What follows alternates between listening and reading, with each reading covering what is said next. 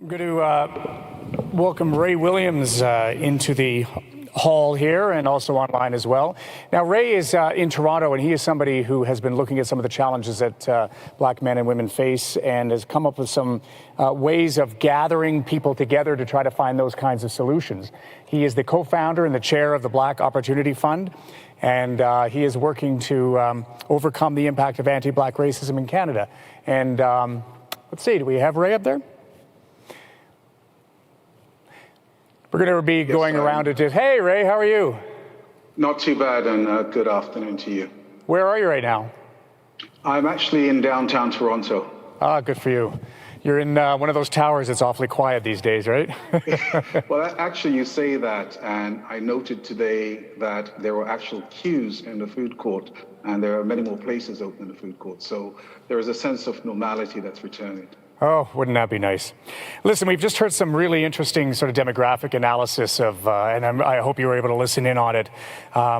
Bit of an American bent, but also a bit of a Canadian bent. But I'm always interested when someone like yourself, who has had prominent positions in the financial community and have worked your way to the top. Was there a moment when you looked out and you thought, I need to take this on. I need to bring people together in a way, and explain what led to that in your life? Well, look, I've been living in Canada for 31 years. Prior to that, the UK. And I worked in the Square Mile, the City of London, straight out of university way back in the 80s. So giving away some of my age there. But the bottom line was, even back then, well, certainly back then, looking around the Square Mile, walking around the Square Mile, it was always very difficult to see other people that looked like me. And coming to Canada back in 1990, it was not so different. So there's always been a desire on my part to find others within my industry in particular. And then over time, what has happened is that notion, that desire, has grown and expanded. And a lot of it, I would say, is simply a function that I come from a very humble background. I'd like to think I'm still very well rooted in that humble background. And recognizing that education gave me an opportunity to pursue my particular dreams and be where I am today, it just felt important that I gave back in that fashion. Well, you've managed to pull together groups of people in the Black community in Canada, in much the same way that Carolyn Wilkins suggested that Canada writ large needs to pull a lot of people together to sort of attack this problem. How hard has it been to reach consensus among the people that you have pulled into your foundation and in your fund to define what the problem is and to reach consensus over where you begin? So I think from the perspective of those that are participating, especially on the board and our supporters, there is clear consensus that the issues are there, they can be seen. In fact, even government is now recognizing increasingly that the issues are there in terms of anti-Black racism. We've seen that reflected in their desire to undertake and do something different. It's been reflected in the most recent budget earlier on this year in terms of funding that they have designated most specifically for the purposes of fighting anti-Black racism as it impacts different communities. And I will say that I've been very lucky. I tend to be someone that loves to engage and chat with people, and until you get really bored with me chatting at you. The bottom line is I've had the opportunity to really meet some amazing people where in conversation you find that there is so much commonality about what you would like to see being done for community. And when I say community, more often than not, I'm referencing the Black community. But let's be clear.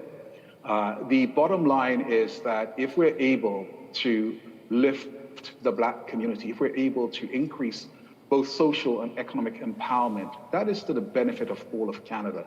Because at that point in time, you're talking, a greater amount of consumption. You're talking about how it impacts GDP and all those other good things. So this is not just about, shall we call it one versus zero sort of situation. It's not a zero-sum situation. I think there is a beneficial outcome for the wider community. So there was a survey, and this sort of outlines the problem that you have tried to solve, I think, brilliantly. Abacus Data here in Ottawa did a survey of more than 300 Black Canadian entrepreneurs. And this is stunning to me, that it found that 75% of the Black entrepreneurs in the survey said if they needed to find $10,000 to support their business, it would be really difficult for them to do so. $10,000, it's a very low threshold. There's probably people in this room that could put that on their credit card. How has your fund that you've come together with, and I hope you're still there, because I just see purple where I am, but how has your fund come together, and how has it solved that problem? So look, let me start by saying that this is a multi-year problem. It's a multi-pronged approach that we're trying to undertake to deal with this whole situation. And so the reality that you spoke to with regards the challenges faced by Black entrepreneurs is one that has been known in the Black community for quite some time. And so how we're trying to address this is really create the type of bridge and engagement with the more standardized organizations, the banking organizations out there, to really facilitate how best to, I guess, serve this part of the community, which is substantially underserved. Now, what I will say is that the statements that you've made represents a particular perspective, and that perspective is that of the Black community. And there are always two sides to the story. So one of the things that we've undertaken is that we have engaged, by way of town hall, entrepreneurs from right across Canada. And we've come back with similar results, but we've also come back understanding that there are some things that needs to be done within our community to ensure the success that some of these potential business owners would like to see. And some of that is around how we create the right environment for success. That right environment may mean something as simple as, have you got an appropriate business plan, notwithstanding how clever your idea might be? So let's create the appropriate support networks, if you will, to ensure success, so that we can have something that looks like, okay, what's your forecasting, for your cash flows look like? Just a whole bunch of things that when you then go back to the bank, there may be a greater chance of success based on what it is that you're presenting to that financial institution. So your goal has been to establish $1.5 billion, I think, over 10 years that Black entrepreneurs will be able to access. How's that going? Well, it's the what is it? I believe the statement is the journey of 1,000 steps, and we've taken more than the first one or two. The bottom line is we've established that we wanted to be a Black-led, Black-focused organization with Black beneficiaries, realistically speaking. But the overall reality is that we need to have sources of funding, and those sources of funding has to be what we reference as whole of community. Whole of community for us means that we have to tap into the government. In the budget, they announced a $200 million endowment fund specifically for the Black community. So we'll see where that goes next. We have to tap into corporations. Most of the initial individuals that co-founded Black Opportunity Fund came from the financial services industry, and naturally we went to our employers, and thus far the response has been splendid. We obviously are hoping for a lot more, but we're just started on our journey. And then, of course, the piece that represents philanthropy. I think there was a rather interesting report that came out, if I'm not mistaken, late last year that pointed out how little the Black community receives in terms of funding from philanthropic sources.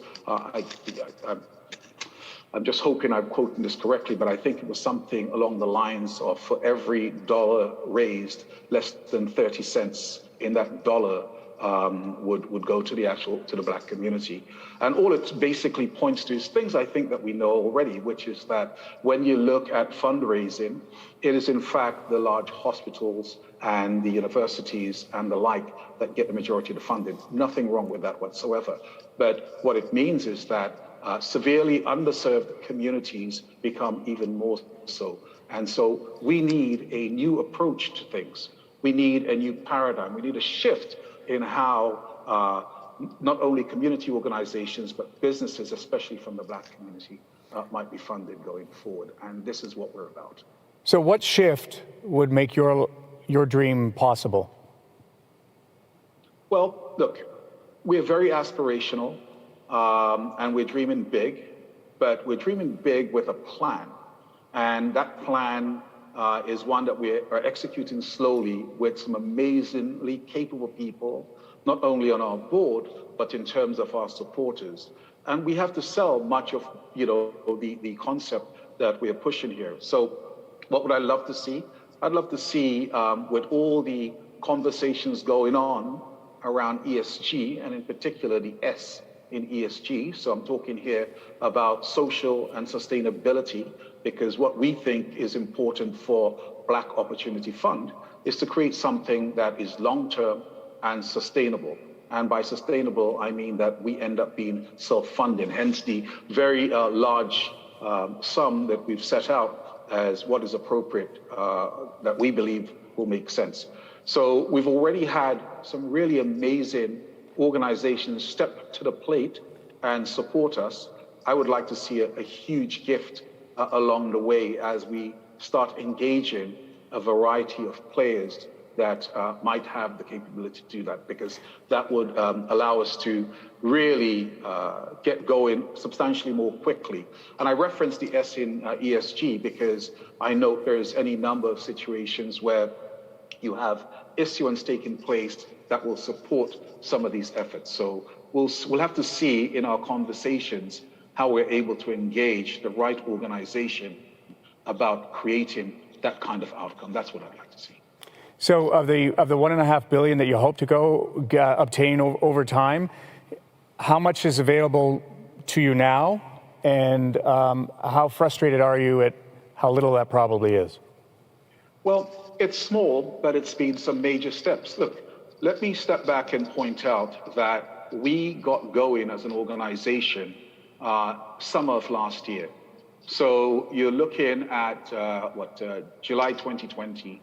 1 year later, throughout COVID, we've made some amazing strides. We've had some amazing organizations that have stepped to the plate, and we've had a couple of great announcements.